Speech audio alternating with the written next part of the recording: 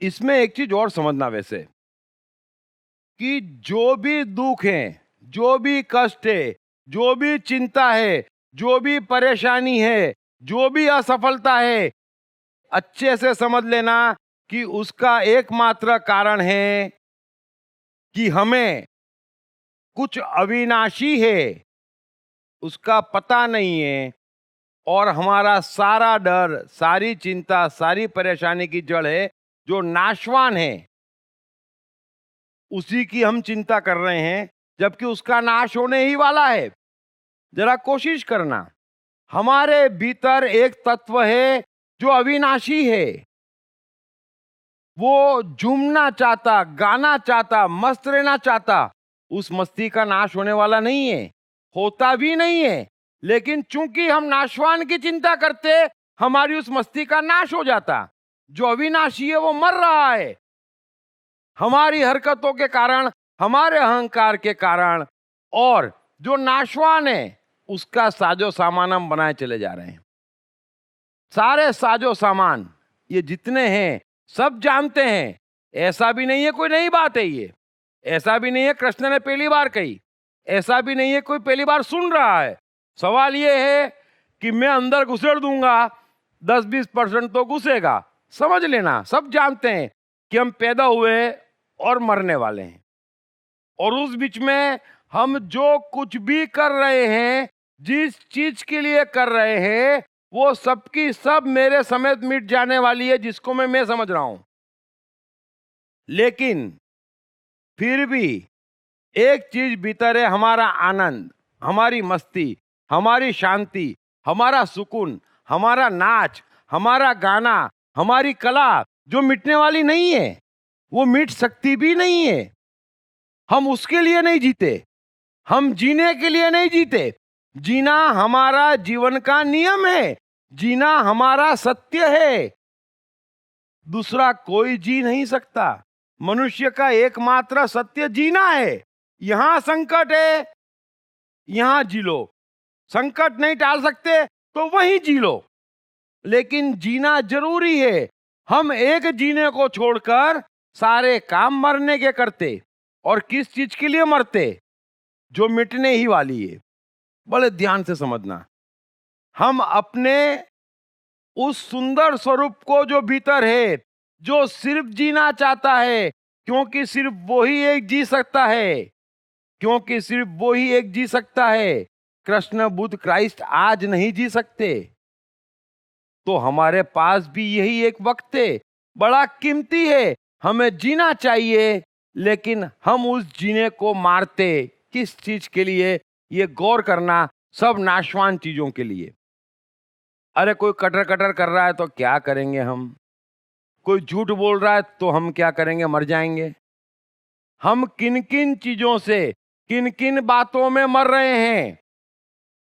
और बड़ा मजा तो ये आता है मुझे, खास करके जो बड़ी मेहनत करते हैं, सब जने बड़ी मेहनत करते हैं, काफी साजो सामान धन इकट्ठा भी कर लेते हैं अपनी अपनी हैसियत से, और जब सब छोड़ के जाते तब मुझे मजा आता कि देखा कर्मों की सजा, कमाया तुमने, वापरेगा दूसरा।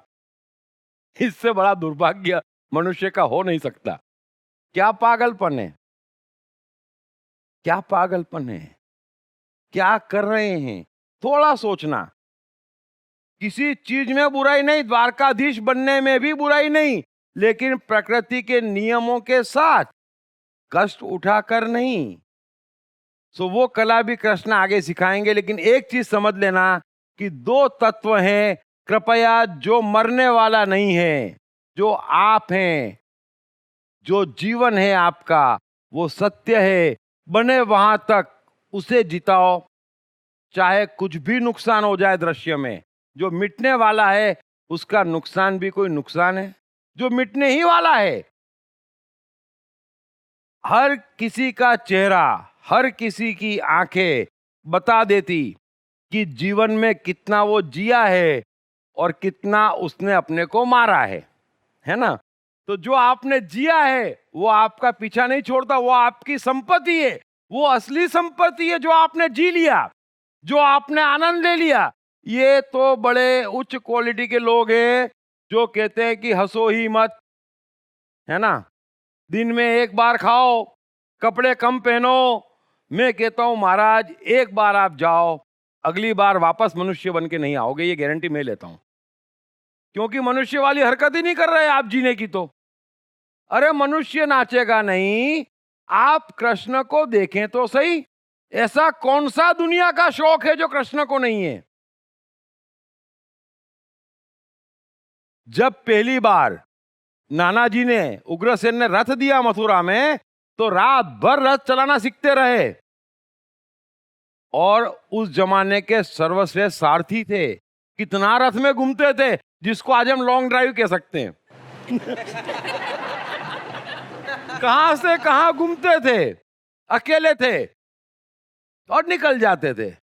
10 दिन की रथ यात्रा, 15 दिन की रथ यात्रा पे, है ना, उठाया रथ, एक आध दो को बिठाया और चले। श्रृंगार का शौक, वस्त्रों का शौक, इत्तर का शौक, जिसे आज हम परफ्यूम कहते, है ना, भोजन का शौक, वंशी का शौक, रास का शौक, नृत्य का शौक। अरे ये हम नहीं करेंगे तो कौन करेगा? और कृष्ण गीता में बराबर खींचेंगे जो नहीं करते उनको, है ना। मेरी जरूरत नहीं पड़ेगी कृष्ण को। लेकिन आप समझो कि जीवन मुख्य है। जीवन दो ही चीजों का संगम है। एक तो दिल खोल के जियो जब भी मौका मिले, और दूसरा जो होना चाहिए वो होना चाहिए, चाहे फिर उसके लिए हम ही क्यों ना मर जाए, वो होना चाहिए। बस ये दो लकीर कृष्ण ने पूरे जीवन भर रत्ती भर नहीं छोड़ी। जो होना चाहिए वो होना चाहिए, फिर चाहे उसके लिए मुझे पूरे जमाने से युद्ध क्यों ना करना पड़े, उससे होना रुक जाएगा। जमाना मेरा क्या कर लेगा, सब नाशवान है। आज आप राम की पूजा करते हो, रावण को जलाते, मैं बार बार पूछता, उससे वास्तव में राम और रावण को कुछ फर्क पड़ रहा है? जरा कल्पना करो, थोड़ा सा, हम इंटेलिजेंट युग में है, रत्ती भर फर्क नहीं पड़ रहा है। जीना महत्वपूर्ण है। जब आप चले जाएंगे तो दो ही बातें साथ में जाएगी, जो होना था वो हुआ कि नहीं, है ना। घर के 6 सदस्य मिल जाएं और किसी एक को परेशान कर रहे हैं, तो आप साथवे बने कि जो परेशान हो रहा है उसके साथ खड़े रहे। जो होना चाहिए वो हो रहा है कि नहीं हो रहा है। हालांकि हम तो कोशिश करते पहले नंबर पे हम आए, है ना। सो ऐसा नहीं है, बस जीना है, और जो होना चाहिए वो होना है, जो नहीं होना है वो नहीं होना है। पूरी दुनिया आ जाए, क्या फर्क पड़ता है?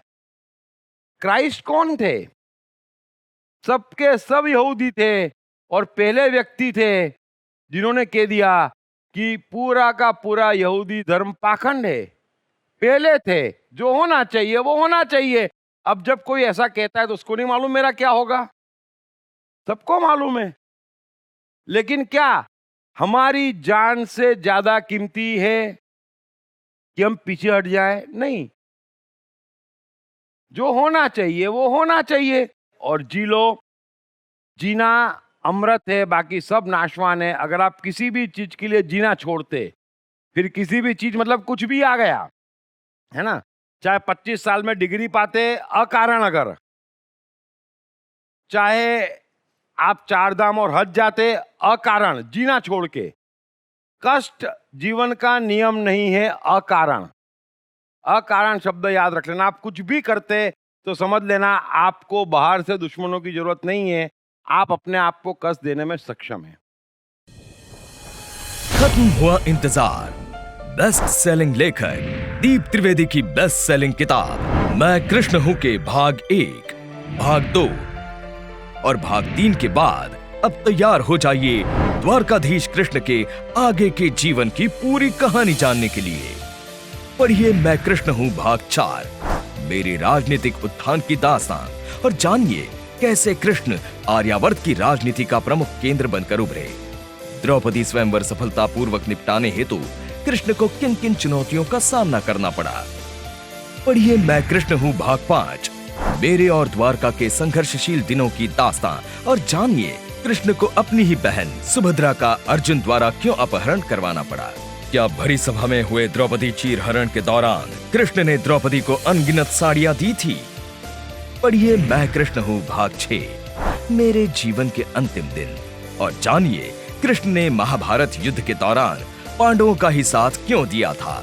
क्यों कृष्ण की ही प्यारी द्वारका में अधिकांश यादव आपस में लड़कर खत्म हो गए। मैं कृष्ण हूँ का चौथा, 5वां और अंतिम 6ठा भाग हिंदी और गुजराती में सिर्फ atmanestore.com पर उपलब्ध है। क्या है ब्रह्मांड की सबसे रहस्यमय शक्ति, आत्मा का रहस्य? इस पर से पहली बार पर्दा उठाते हैं बेस्ट सेलिंग लेखक दीप त्रिवेदी अपनी नई किताब आप और आपका आत्मा में।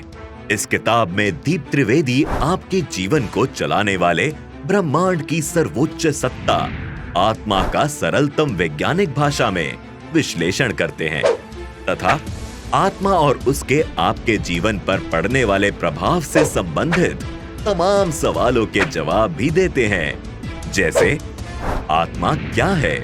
भगवत गीता में कृष्ण ने आत्मा की शक्तियों के बाबत क्या कहा है? आपकी सिस्टम का आत्मा से क्या ताल्लुक है?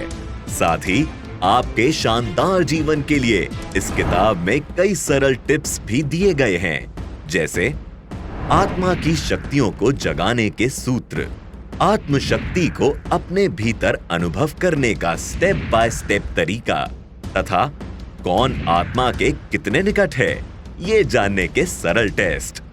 सो आज ही अपनी आत्मा से अपनी निकटता बढ़ाओ और अपने हसीन जीवन की नींव डालो, क्योंकि किसका जीवन कैसा रहेगा ये सीधे तौर पर उसकी आत्मा से निकटता पर निर्भर है। ये किताब अंग्रेजी में the black book of soul, Hindi में आप और आपका आत्मा, मराठी में तुमी आणि तुमसा आत्मा तथा गुजराती में तमे अणे तमारो आत्मा के नाम से सभी प्रमुख बुक स्टोर्स और ई-कॉमर्स साइट्स पर उपलब्ध है।